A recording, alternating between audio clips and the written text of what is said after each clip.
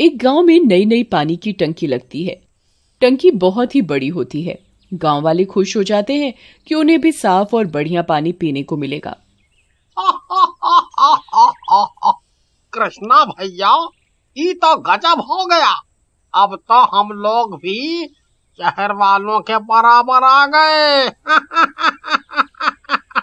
मस्त पानी पीने को मिल रहा है, वो भी एकदम साफ। ये कुएं से पानी भरने से फुर्सत मिली।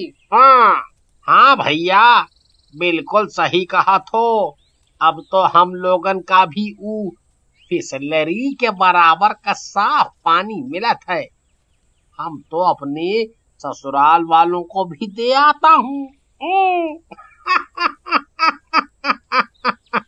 उसी रात जब गांव वाले अपने नलों को पानी लेने के लिए खोलते हैं तो वहां पर खून वाला पानी आने लगता है, जिसे देखकर गांव वाले काफी डर जाते हैं।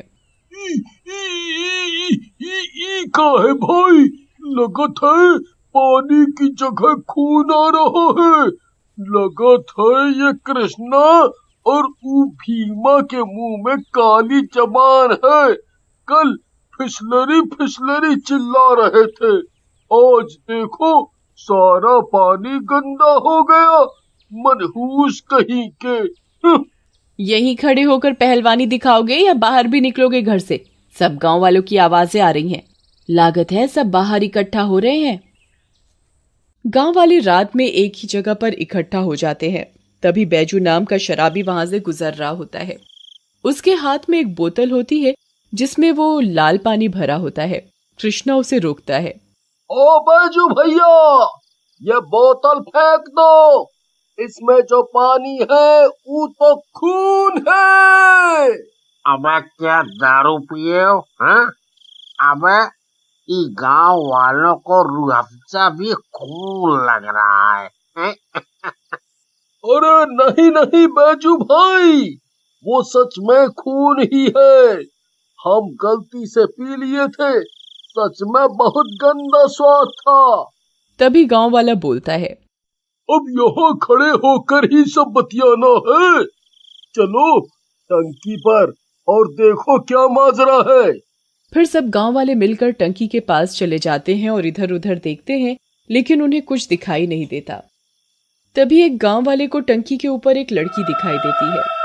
अरे भैया, वो देखो वहाँ पर हमका लगत है ऊपर कौनो लड़की खड़ी है।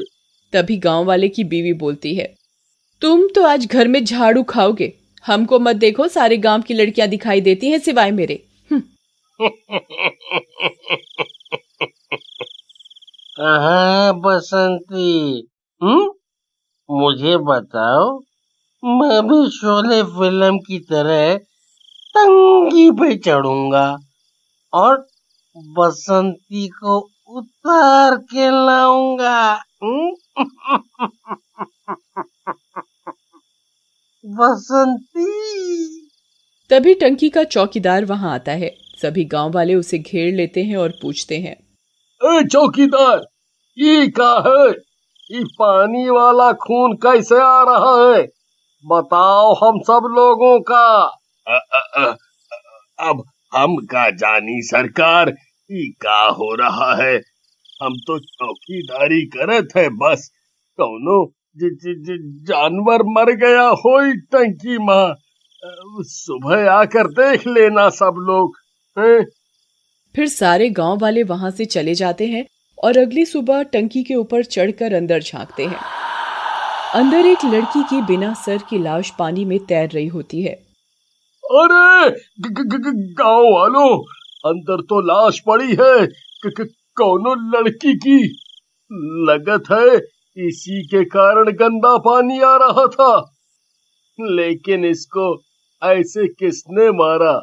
फिर गांव वाले उस लड़की की लाश को निकालकर जला देते हैं, लेकिन तब भी नल में लाल पानी आता है। ये क्या है भाई? इससे अच्छा तो हमारा कुआं ही था, फिर से लाल पानी। चलो बाहर देखता हूँ। लेकिन जैसे ही भीमा बाहर निकलता है, वहाँ एक चुड़ैल आ जाती है। चुड़ैल का सर चुड़ैल के हाथ में होता है। आ गया, तू ही मेरा पहला शिकार बनेगा, पहला शिकार। अरे ऐसा कैसे शिकार बनेगा? हम कोई हलवा है क्या जो कोई भी खा जाएगा? हमारी गलती क्या है?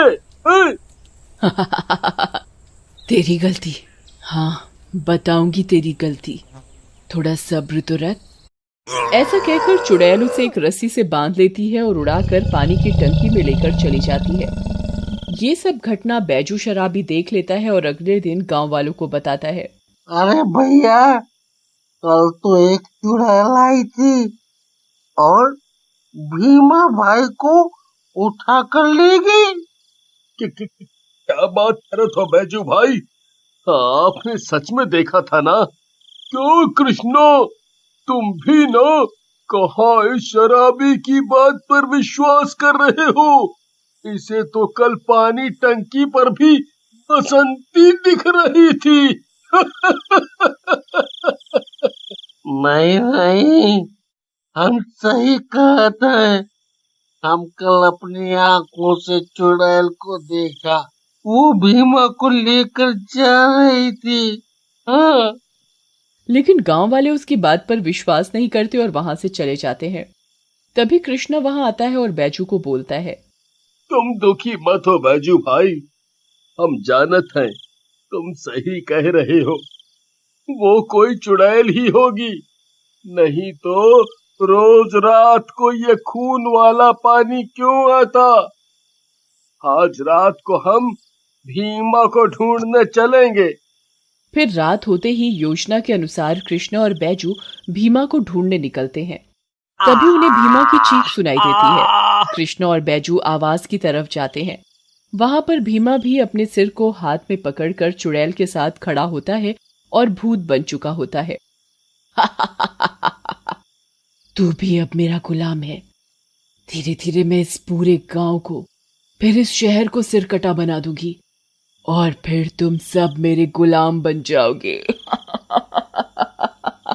जी मेरी मालकिन, आपको मैं इस दुनिया की सबसे ताकतवर चुड़ैल बना दूंगा।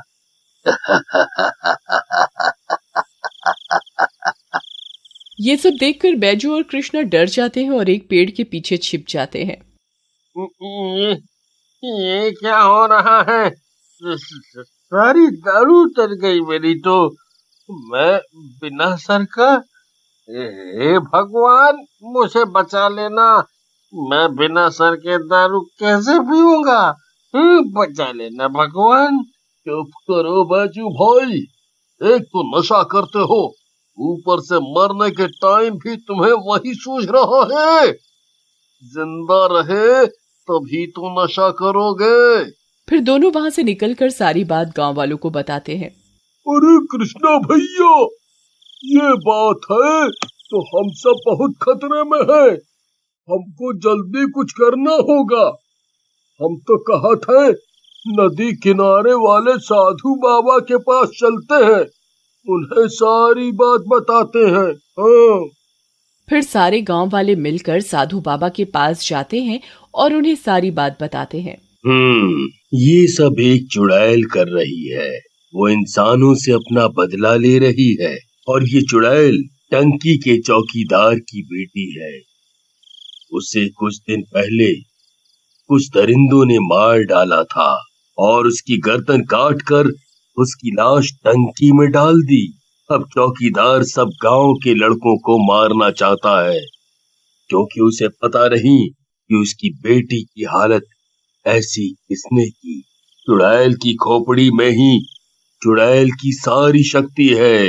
बस तुम्हें उस खोपड़ी को गंगा जल में डाल देना है, चुड़ैल अपने आप ही जल जाएगी। लो।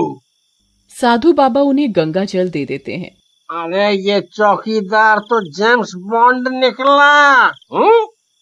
इतना तो मैं दारू पीने के बाद भी नहीं सोच सकता। वाह भाई वाह। फिर गांव वाले चौकीदार के पास जाते हैं, लेकिन तभी वहां चुड़ैल भीमा के साथ आ जाती है। दोनों ने अपने सर अपने हाथ में पकड़े होते हैं। सारे आ गए एक साथ मरने। पहले मेरे पिता से दूर हटो। भीमा, जान ले लो इन सब की। अरे हमारी जान काहे ले रहे हो भीमा? हमारा तो लीवर वैसे ही सड़ गया है, कुछ दिनों में वैसे ही मर जाएंगे। चुड़ैल और भीमा को बैजू में उलझा देख कृष्णा डंडे से चुड़ैल के हाथ पर वार करता है। डंडा लगते ही चुड़ैल के हाथ से सिर छूट जाता है और गिर जाता है। कृष्णा जैसे ही उसे उठाने के लिए भागता है, उसके पैरों से चुड़ैल का सिर टकरा कर दूर चला जाता है। अरे कृष्णा, क्या रोनाल्डो बन रहा है? यहाँ जान पर आई है, सर पकड़ जल्दी से। ये क्या कर रहे हो दुष्टों? मुझे मारोगे? अब मैं तुम्हें बहुत ही दर्दनाक मौत दूंगी। लेकिन तब तक कृष्णा संभल जाता है और सर को पकड़कर उस पर गंगा जल डाल देता है। गंगा जल डालते ही चुड़ैल जलने लगती है और उसका सर फट जाता है। उधर चुड़ैल के साथ भूत बना भीमा भी जल जाता है।